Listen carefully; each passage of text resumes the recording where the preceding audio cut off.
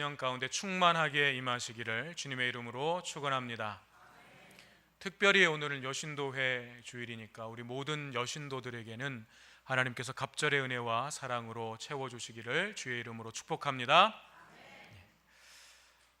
우리는 살아가면서 지나온 시간들에 대한 여러 가지 기억들을 갖게 됩니다.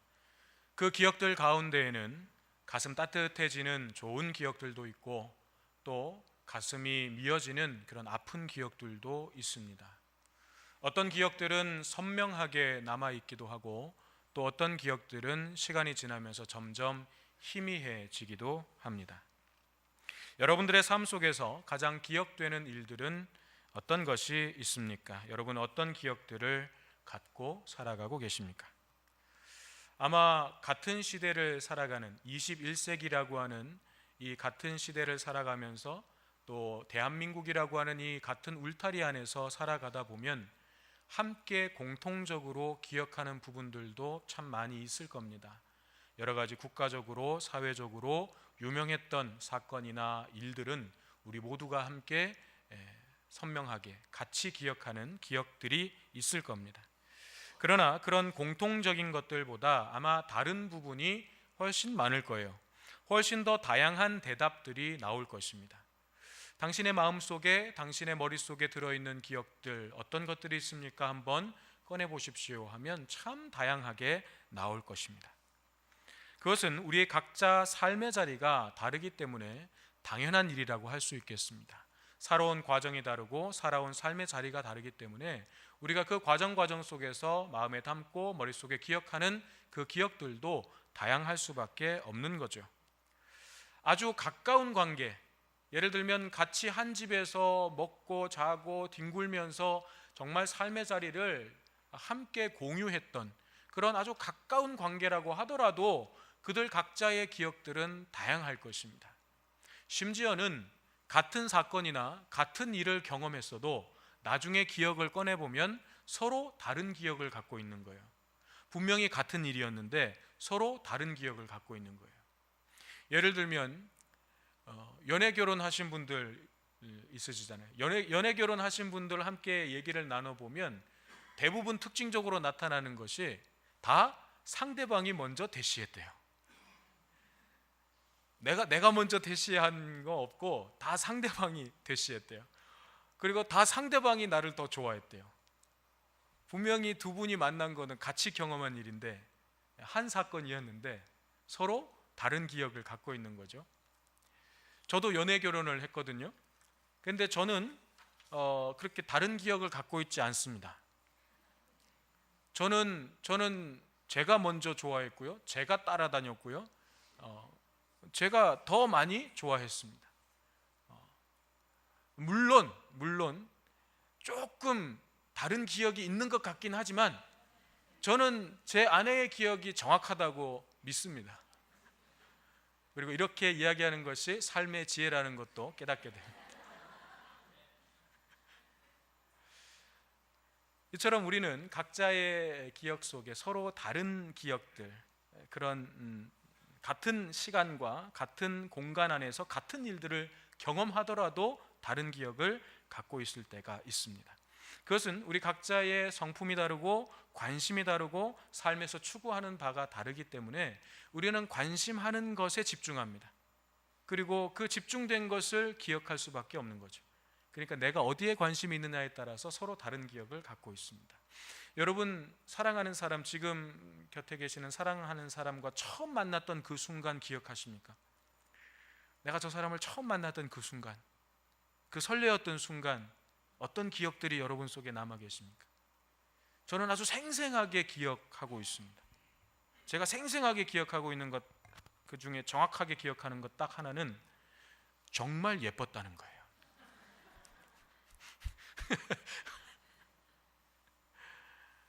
무엇을 보는가, 무엇을 기억하고 있는가, 우리가 관심을 가지고 보는 것, 그것을 우리는 기억하게 되는 것입니다.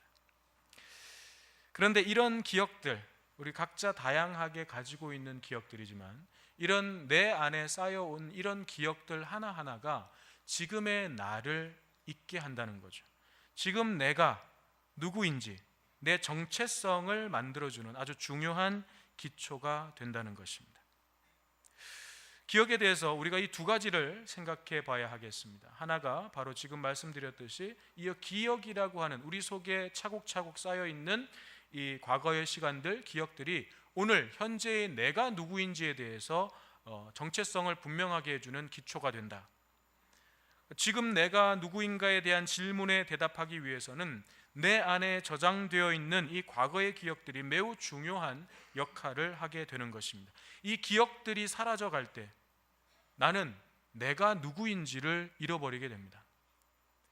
연세가 많이 드셔서 이제 기억이 점점 살아가시는 어르신들, 내가 지금 누구인지를 이제 서서히 잊어버리게 되는 거예요.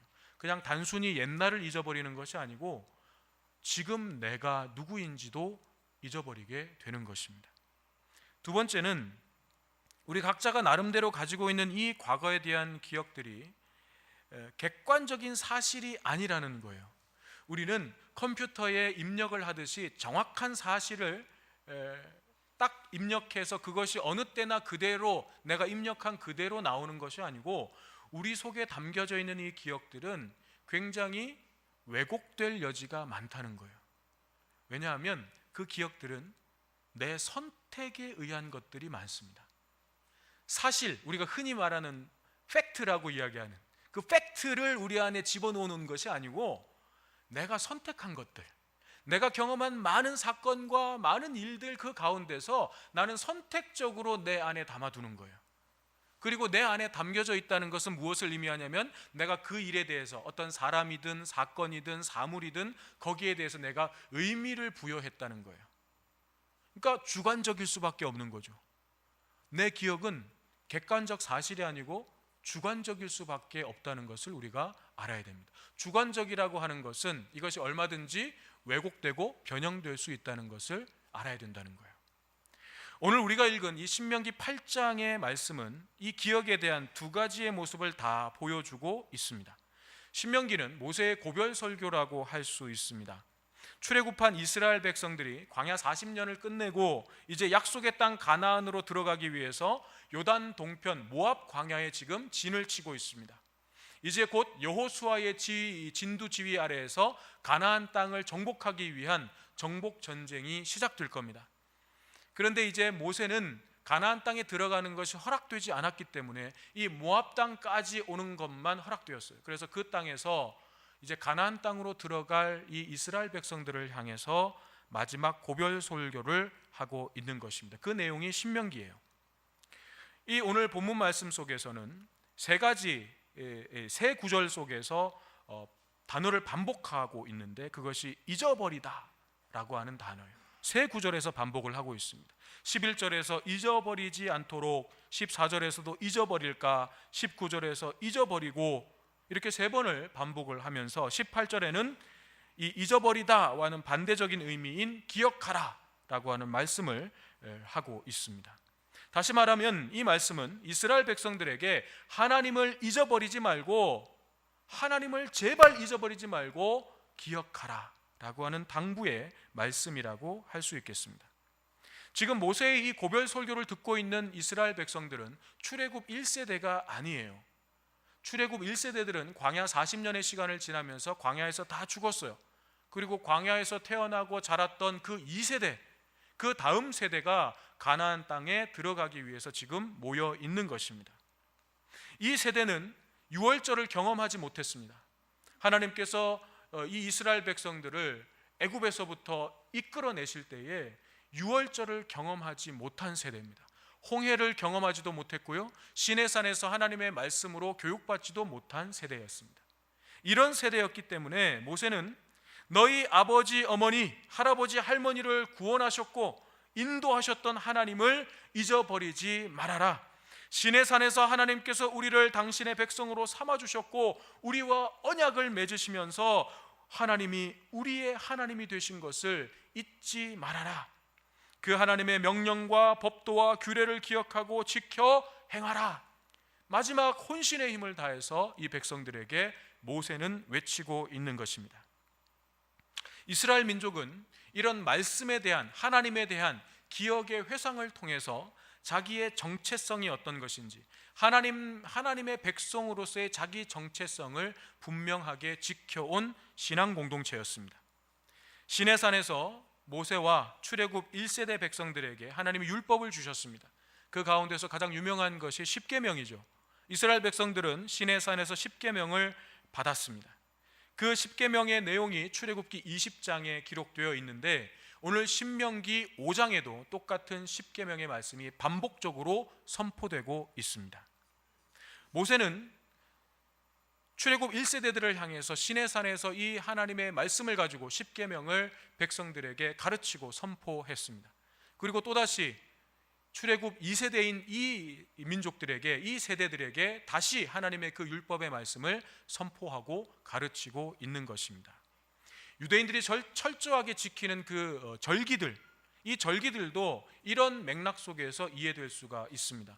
유월절이라든지 맥추절이라든지 또 초막절과 같은 그런 절기들을 지키는 것도 다른 의미가 있는 것이 아니라 하나님을 기억하라는 거예요. 절기를 지키는 것은 하나님을 기억하라는 의미가 그 속에 담겨져 있는 것입니다. 지금 우리가 이렇게 있을 수 있는 것은 1차적으로는 우리 조상들이 있었기 때문에 우리가 지금 존재하는 거지만, 그것보다 더 중요한 것은 우리 조상들과 하나님이 함께 하시면서 인도해 주셨기 때문이다. 마찬가지로 지금 우리도 하나님의 인도하심을 받아야 살아갈 수 있는 것이다. 하나님의 인도하심을 받으려면 하나님의 명령과 규례와 법도를 잘 지키고 그 말씀에 순종해야 한다. 이것을 다음 세대에게 계속해서 전하고 가르치기 위해서 이 절기들을 철저하게 지켜가는 것입니다. 하나님의 인도하심, 그 인도하심을 잊어버리지 않도록 다음 세대들도 잘 기억하고 지킬 수 있도록 그렇게 철저하게 교육하면서 신앙을 전수하고 있는 것입니다. 과거에 대한 기억을 오늘날 계속해서 회상하고 또 강화시킴으로써 자기들의 정체성, 하나님의 백성으로서의 정체성을 견고하게 다져가고 있는 것입니다. 또 오늘 신명기 본문에는 인간이 윤택하고 풍요로운 삶을 누리게 되면 이 기억을 어떻게 자기 중심적으로 바꾸고 변질시키는지를 보여주고 있습니다. 삶이 풍요로워지면 마음이 교만해져서 이스라엘이 뭐라고 이야기한다고요? 내 능력과 내 손의 힘으로 내가 이 재물을 얻었다. 분명 하나님의 은혜로 얻은 것이었는데 그것을 내가 좀 여유가 생기고 좀 편안해지니까 이건 맞아, 내가 얼마나 노력했는데, 내가 그때 정말 고생을 많이 했지, 그러니까 이건 내 노력이고 내 능력이고 내가 얻은 거야, 이렇게 바꿔버리는 거예요. 그 의미를 바꿔버리는 거예요. 이런 이스라엘 백성들을 향해서 모세는 내 하나님 여호와를 기억하라. 그 하나님이 너에게 재물 얻을 능력을 주셨음을 기억해라. 하나님께서 은혜를 주셨기 때문에 네가 그 모든 것들을 누리고 있음을 잊어버리지 말고 기억해라. 그것은 너의 능력, 너의 힘이 아니라 하나님의 은혜였음을 잊지 말아라. 모세는 계속해서 선포하고 있는 것입니다. 19절에 가면 하나님을 잊어버리고 지금 이 풍요로움이 내 능력, 내 힘에 의한 것이라고 교만하는 이 마음으로 살아가는 것이 우상 숭배하고 똑같다고 말씀하고 있어요. 하나님의 은혜를 인정하지 않고 하나님의 인도하심을 인정하지 않고 이건 내 노력의 결과이고 내가 땀 흘린 내 공로이고 내 능력으로 얻게 된 것이라고 이 교만한 마음으로 살아가는 그 삶이 어떤 삶과 똑같으냐면 우상 숭배하는 삶과 똑같다는 거예요. 그리고 우상 숭배하는 그 삶은 반드시 멸망할 것이라고 경고하고 있습니다. 우리 역시 하나님의 은혜를 내 공로의 결과라고 교만한 마음을 품을 때가 있습니다. 여러분, 우리는 흔히 이렇게 생각하지 않습니까? 내가 열심히 하면 하나님이 복을 주실 거야. 이런 믿음이 대표적인 거예요. 얼핏 들으면 당연한 말이고 얼핏 들으면 또 은혜로운 말 같기도 합니다. 내가 새벽 기도를 열심히 나가면, 내가 교회 봉사를 열심히 하면, 내가 헌금을 많이 하면, 내가 착한 일을 많이 하면 하나님이 복을 주시리라. 이 믿음 뒤에는 그 은혜가 하나님께로부터 오는 것이 아니고 내 열심, 내 능력이 빚어낸 결과라는 그런 생각이 그 속에 깔려 있는 거예요. 하나님이 주신 은혜가 먼저이고 우리는 그것에 대해서 감사하고 그 감사로 말미암아서 우리가 기도하고 봉사하고 헌신하는 삶을 살아가게 되는 것입니다. 나의 열심, 나의 능력이 하나님의 은혜를 이끌어내는 것이 아니라 하나님의 은혜가 우리의 열심을 이끌어내는 것임을 잊어버려서는 안 되겠습니다. 바로 이것이 우리 성옥교회 10가지 가치 중에서 어디에 해당되는 걸까요? 그렇습니다. 오직 예수에 해당되는 것입니다. 오직 예수는 다른 것이 아니에요.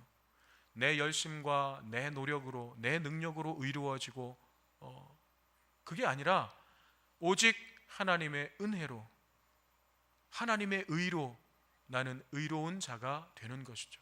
그것이 오직 예수입니다.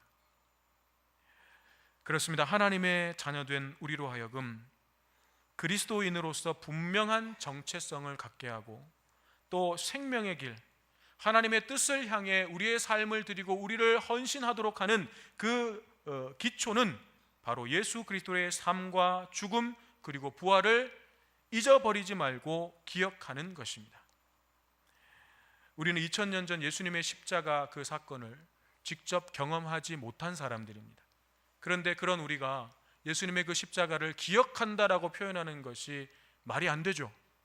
기억한다는 건 내가 경험한 거예요. 근데 우리는 2000년 전 예수님의 십자가를 경험하지 못했어요. 그런데 우리가 어떻게 그 십자가 사건을 기억한다는 말입니까? 그게 가능한 것입니까? 바로 그것을 가능하도록 하는 분이 성령님이십니다.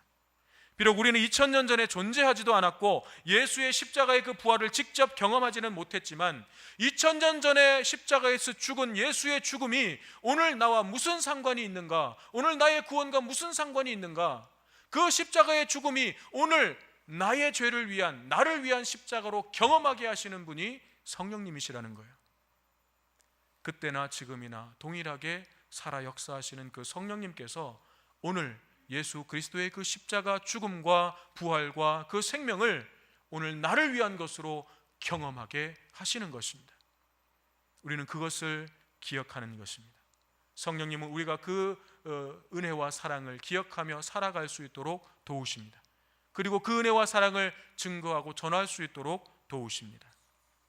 오늘 여신도 주일을 맞아서 함께 예배드리는 우리 모든 여신도들과 뿐만 아니라 우리 모든 성도들의 삶이 하나님의 은혜를 기억하는 삶, 예수 그리스도의 그 삶과 죽음과 부활을 기억하는 삶, 우리를 충만케 하시는 성령님의 역사를 통해서 생명의 복음을 전하는 삶이 되시기를 주님의 이름으로 축원합니다.